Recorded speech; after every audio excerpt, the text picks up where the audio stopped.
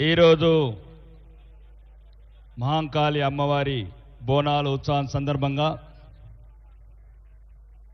ఈ కమిటీ పెద్దలు మరియు ముఖ్య ఇక్కడికి వచ్చిన భక్తులందరికీ బోనాలు శుభాకాంక్షలు. ఇక్కడ నేను గమనించింది ఏంటంటే భక్తుల కన్నా ఎక్కువ పోలీసు వాళ్ళకి టెన్షన్ ఎక్కువ ఉంది. అంటే మీరు హిందువులు గమనించాల్సింది రాను రానిక యూనిఫామ్లు పెరగవలసి వస్తుంది మనం బతకాలంటే.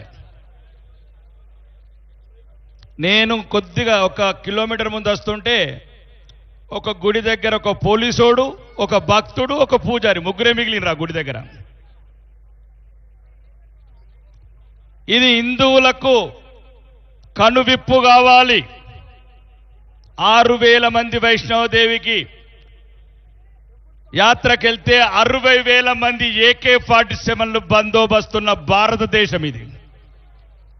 చూడండి ఆ యూనిఫాములు వస్తుంటే చూడండి, AK-47లు ఎన్నొద్దులు కాపాడుతాయి ఈ తుపాకులు మనని, ఎన్నొద్దులు కాపాడుతాయి ఈ యూనిఫాములు మనని